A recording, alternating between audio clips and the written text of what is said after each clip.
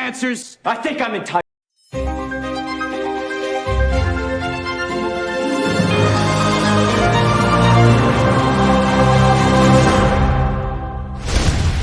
You want answers? I think I'm entitled. You want answers? I want the truth! You can't handle the truth. Well, everyone, welcome back to the Prepared Mind channel. Zero Dark 30 blasting out of the bunker. A little hard to operate the controls as we motor on through the darkness, but I'm back here with you live. And the invasion is complete, folks. We warned you. You and I have talked about this. We've all talked about it a long time. And it's now being initiated and started. Let me give you a couple of facts and then give you some of my conjecture. They're preparing for all-out war on us right now. Here are the facts. 40 plus White House interns, executive office assistants, whatever you want to call these clowns working in the White House, they have written an anonymous letter, meaning no one signed it, so we don't know how many really, but they say it's 40 or more of them, are demanding a permanent ceasefire between Israel and Gaza. Now, the President of the United States has zero authority to demand anything out of Israel. It is its own nation. The President of the United States of America, jackass Biden, has zero authority over Hamas, Hezbollah, Gaza, the Palestinians, any other country. Yet they make this demand as if, well, he could obey them, and they're not going to forget, ever. They're not going to forget if he doesn't do it, if he doesn't give them what they demand. Since when, folks,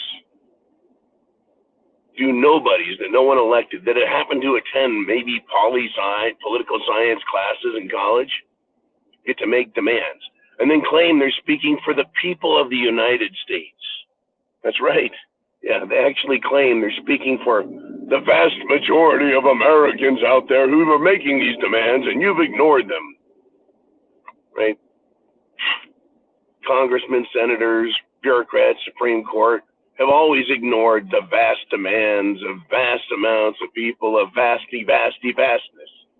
Well, on top of that, folks, as if that little news blurb wasn't enough, Mayorkas, that's right, the jackass czar head of the Department of Homeland Security, Mayorkas, said that building a permanent wall and stopping asylum used to be for people who had reasons to politically leave their countries, folks, because of awful crimes, whatever, political asylum.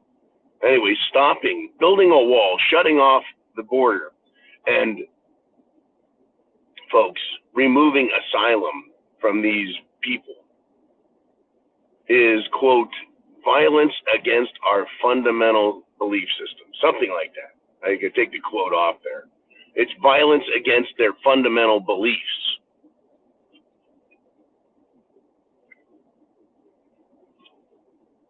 The key words here are violence against and their fundamental beliefs. How are words violence against? How are thoughts violence against? How are actions that don't hurt anyone directly, how is that violence? That is a key right there.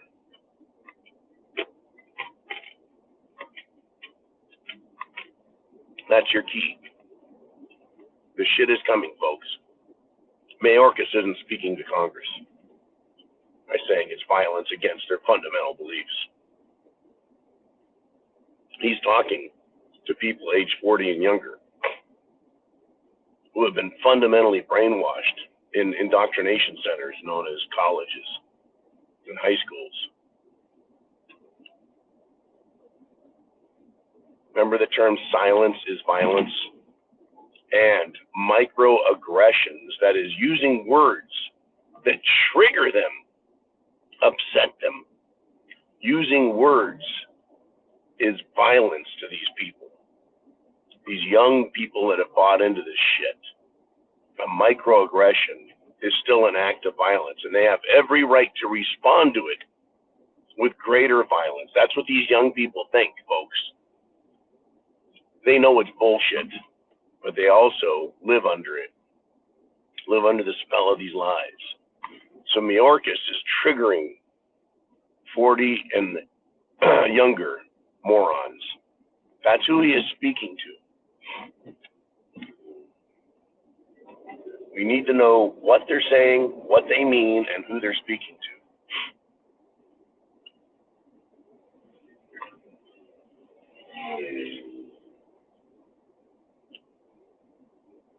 The Bolsheviks, folks, were Russians. The Bolsheviks, the Russians, prior to World War I.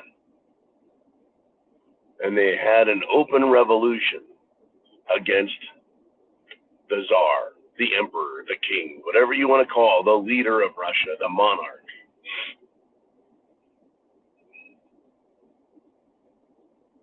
And they used brainwashed college students. Brainwashed college students. They created a new language. They created new ideals that had nothing to do with Russian culture, Russian thought, Russian tradition, nothing.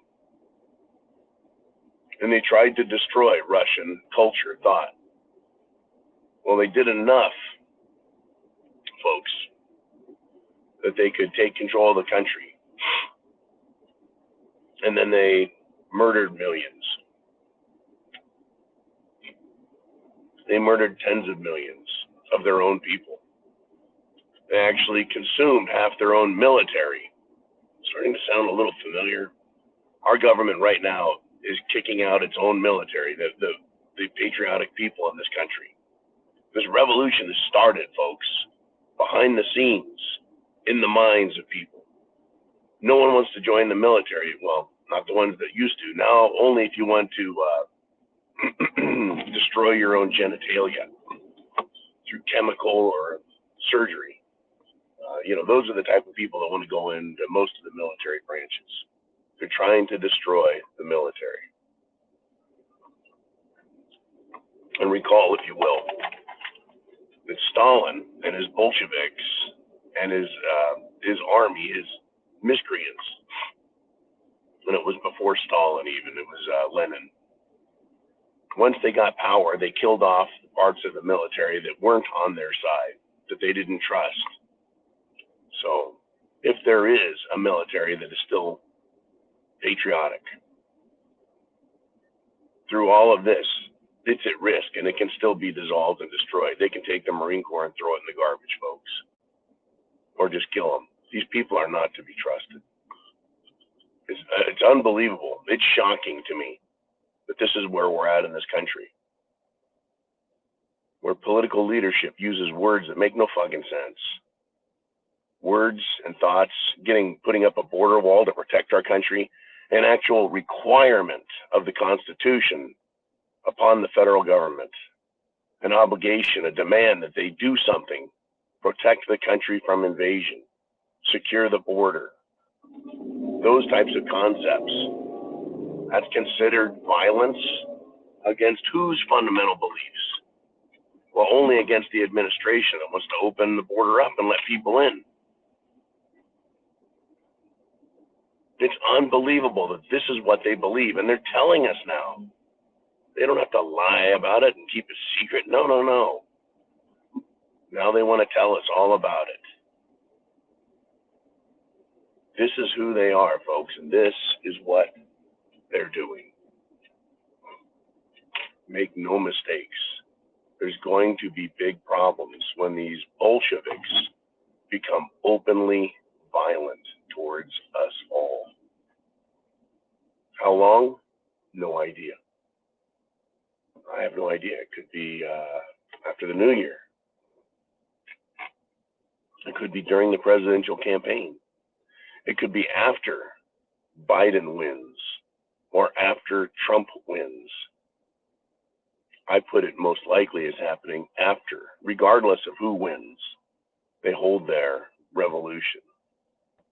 where anything that they don't like is considered violence against them, against their beliefs, against their fundamental concepts that have been drilled into their little minds. Are you prepared? If it goes that way, folks, it will be huge. Absolutely mind-bending and huge. If like a bunch of automatons, these morons,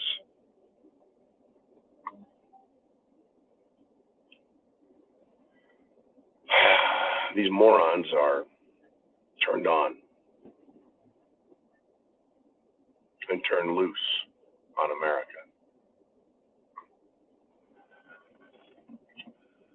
Anyway, this is where we're at, folks. I didn't make the rules. I didn't make all this happen. It is the dangerous left. They are fundamentally dangerous because they are fundamentally anti-American and anti-freedom.